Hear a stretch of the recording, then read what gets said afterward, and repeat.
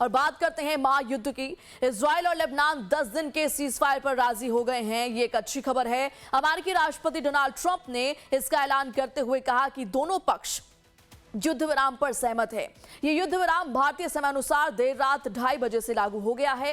Trump ने truth social पर post कर बताया कि उन्होंने लेबनान के राष्ट्रपति जोसेफ ऑन और इजराइल के प्रधानमंत्री बेंजामिन नेतन्याहू से बातचीत की, जिसके बाद ये सहमति बनी है।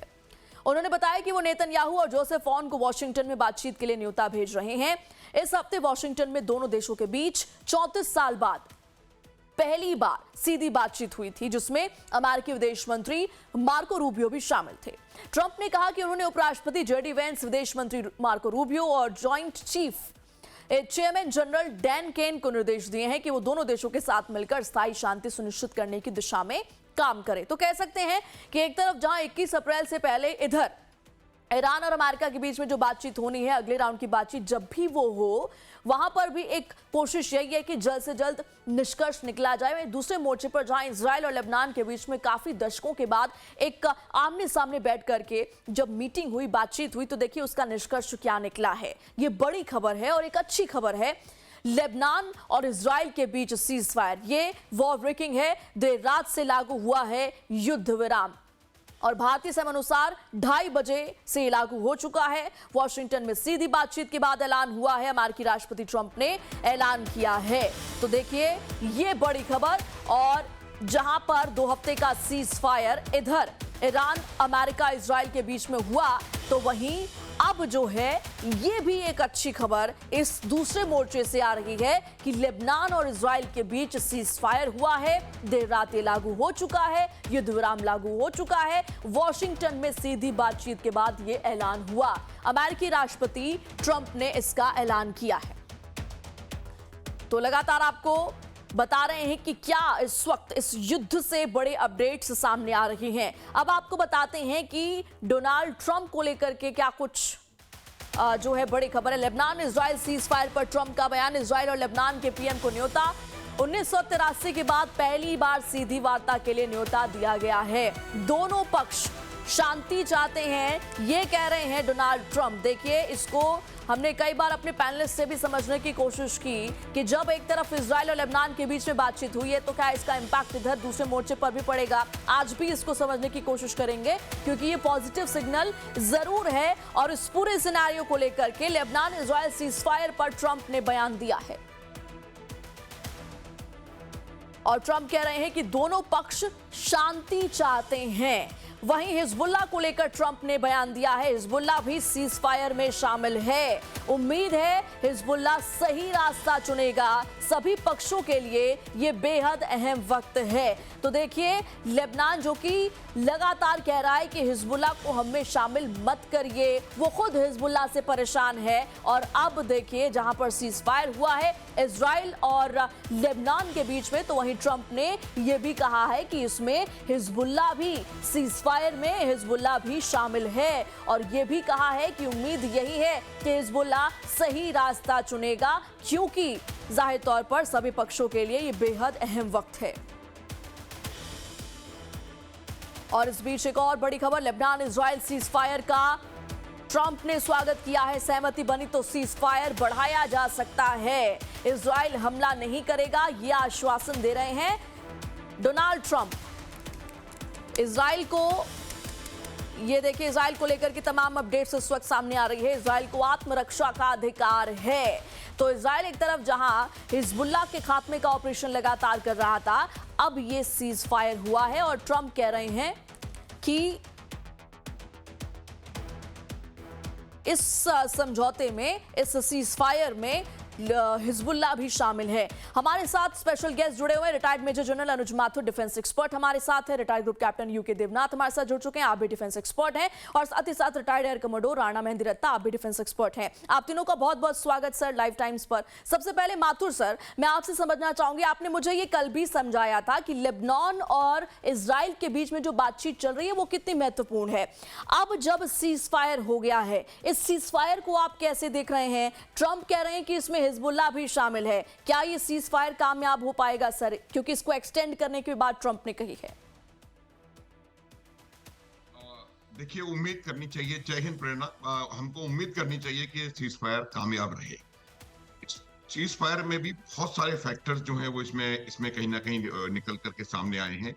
और ये जो सीज फायर है, ये एक संभावित ईरान अमेरिका की बातचीत में भी एक एक बहुत बड़ा कंट्रीब्यूशन करने की कर सकता है, क्योंकि ईरान की एक बहुत बड़ी शर्त ये थी कि लेबनान पे और हिजबुल्लाह पर हमले समाप्त हों, तब जाकर के वो आगे बात करेंगे।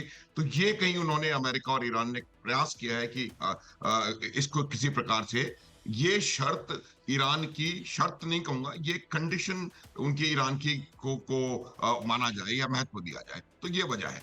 लेकिन मैं आपको एक बात बताना चाहता हूँ कि ये जो तीन चार ऑर्गेनाइजेशंस हैं, हुती, हमास, हिजबुल्ला, इराकी रेजिस्टेंस और व्हाटएवर, ये तमाम ऑर्गेनाइजेशंस बहुत ज्यादा रिलायबल, बहुत ज्यादा डिपेंडेबल नहीं है। क्योंकि जब आपका माइंडसेट रेडिकल होता है, तो मैं ये शब्द अक्सर इस्तेमाल किया करता हूं कि violence of a radical mindset जो है वो अनप्रेडिक्टेबल होती है, और कब किस प्रकार से कहाँ वो क्या एक्शन कर दें, वो दिक्कत दे सकता है, पहली बात। दूसरी बात, इजराइल ने ये साफ कर दिया है कि जो बफर जोन उन्होंने क्रिएट किया है, शायद लितानी रिवर तक वो उन्होंने अपनी सेनाएं बैठा रखी हैं, वो खाली नहीं करेंगे। उसमें कहीं ना कहीं हिजबुल्लाह को परेशानी होने की संभावना है। हालांकि डोनाल्ड ट्रंप कह रहे हैं कि हिजबुल्लाह इस युद्ध विराम में शामिल है, लेकिन वो है या नहीं है और किस प्रकार से वो रिएक्ट करेगा, ये अभी बाहर आना मेरे हिसाब से अभी बाकी है। तीसरी चीज जो वो है, वो ये है कि अगर अगर अगर हिजबुल्लाह कोई भी एक्टिविटी उस बफर जोन में करता है या किसी को टारगेट करने की कोशिश करता है, तो ये सीज फायर ज्यादा दिन चलने वाला नहीं है। अब जहां तक बातचीत का सवाल है, प्रधानमंत्री, इजराइल के प्रधानमंत्री और लेबनान के लीडर की बातचीत अगर होती है, ये बड़ी अच्छी बात होगी। एक चीज जो मैं देख रहा हूं वो ये है कि लेबनान जो है अपने आप को शायद हिजबुल्लाह से दूर कर रहा है। कल भी मैंने ये बात आपको बताई थी कि जी। एक लेबनीज चैनल का जो जो एंकर है, उसने कहा था इनको, हिजबुल्लाह का, कि जो take your guns, take your weapons, take your Iran, take your well wishers and leave Lebanon.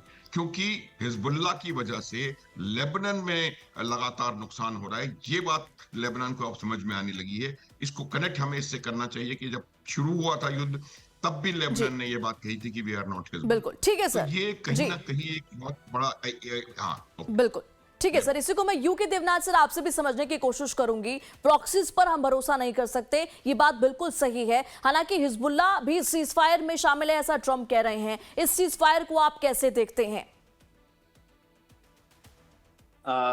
Cease fire की बहुत बड़ी दरकार इसलिए थी क्योंकि ये जो 10 दिन का सीज फायर लेबनान और इसराइल के बीच में एग्री किया गया है, इसका बहुत बड़ा इफेक्ट, जो बात अब शायद इस्लामाबाद में ही होगी अगले हफ्ते, अमेरिका और ईरान के बीच में, उस पर पड़ेगा।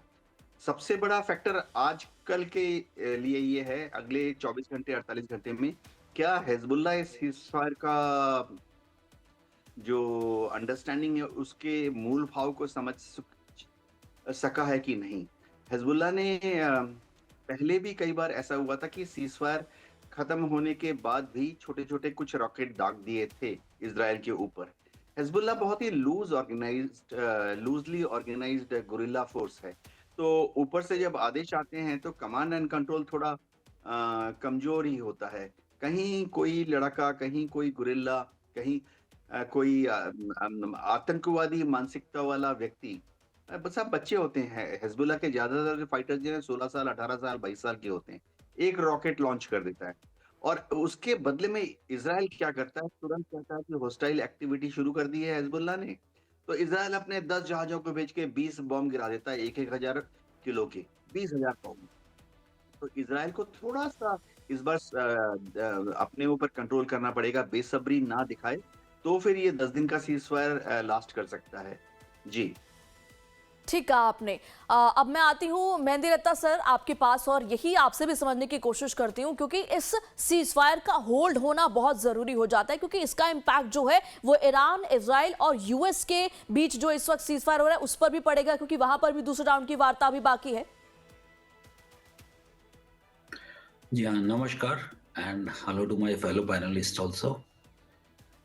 लेबनान एक बहुत प्रोग्रेसिव कंट्री हुआ करता था हिजबुल्लाह के आने से पहले, और हिजबुल्लाह का सारा जो सपोर्ट है वो ईरान से है। इसीलिए एक शर्त ये भी रखी गई है कि ईरान को अपने प्रॉक्सीज को सपोर्ट करना बंद करना पड़ेगा। अभी फिलहाल स्थिति ऐसी है कि इजराइल ने काफी कमजोर कर दिया है उन्हें, लिटनी रिवर तक अपने बूट्स ऑन ग्राउंड भी रखे हैं, और अभी फिलहाल जब हम बात कर रहे हैं तो ईस्टवर्ड्स जो उनके बॉर्डर हैं, लिटनी से ईस्टवर्ड जो बॉर्डर हैं, उस तरफ भी आगे बढ़ते चले जा रहे हैं जहां पर लेबनान और इजराइल के बॉर्डर्स हैं। अब लेबनान सरकार ना तो इस वॉर में आना चाहती थी, ना ही वो अभी भी आना चाहती है, और उन्होंने वो वॉशिंगटन में भी बहुत क्लियरली बताया। मगर उनके जो हिजबुल्लाह है उनके पास पॉलिटिकल पावर भी है। उन्होंने जलूस भी निकाले इस बातचीत के अगेंस्ट अपनी कंट्री में, और उनके 2-3 मिनिस्टर्स भी गवर्नमेंट में हैं। तो स्थिति ऐसी है कि लेबनान चाहता है कि हम इन सब चीज़ों से बिल्कुल छुटकारा पा लें, और ना ईरान उन्हें सपोर्ट करे और ना ही हिजबुल्लाह यहाँ पर रहे। मगर ऐसा हो इसलिए नहीं पा रहा है बिकॉज हिजबुल्लाह का काफ़ी होल्ड है लेबनान के अंदर और गवर्नमेंट के अंदर भी, और वो चाहते हुए भी वहाँ से उन्हें निकाल नहीं सकते। वो अभी तक बहुत ज़्यादा कमज़ोर नहीं कर पाए हैं, काफ़ी कमज़ोर किया है, लेकिन उन्हें बिल्कुल डिस्ट्रक्शन के लेवल तक नहीं ला पाए हैं, क्योंकि उनके पास भी टनल्स हैं, लॉन्ग रेंज मिसाइल्स हैं, जो कि सब ईरान से मिली हुई हैं। अब पहली चीज़, अगर इस सीज़ फायर को आगे चलना है तो ईरान को उन्हें सप्लाई देना बंद करना पड़ेगा, जो कि अमेरिका पूरी कोशिश कर रहा है कि उनसे सपोर्ट लें, उनसे समझौता भी करें कि वो सपोर्ट नहीं करें, और ईरान को इस लायक भी ना छोड़ें कि वो सपोर्ट कर पाएं। तो स्थिति अभी घूम फिर कर ऐसी आती है कि जिस तरह हमास को बहुत ज़्यादा कमज़ोर कर दिया था, हिजबुल्लाह को उस तरह से कमज़ोर नहीं किया जा सका है, और वो भी एक टेररिस्ट ऑर्गेनाइजेशन है। वो कई बार ईरान के ऑर्डर्स के बिना भी काम कर सकती है।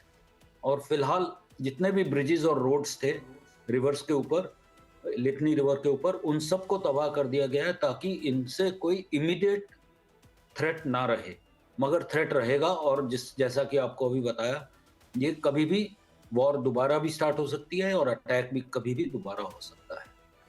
बिल्कुल ठीक कहा सर आपने, यानी कि रिलायबिलिटी अभी बहुत कम है, ट्रस्ट डेफिसिट बहुत ज्यादा बढ़ चुका है दोनों ही मोर्चों पर। वापस लौटते हैं, आप जुड़े रहिएगा हमारे साथ। इस बीच एक बड़ी खबर है, सीज फायर पर इजराइल के पीएम का बयान सामने आया है। 10 दिनों के सीज फायर पर सहमत हैं बेंजामिन नेतन्याहू का ये बयान, शांति बहाल करने की कोशिश कर रहे हैं। देखिए, ये जो बयान है वो अपने आप में बहुत इंपॉर्टेंट हो जाता है।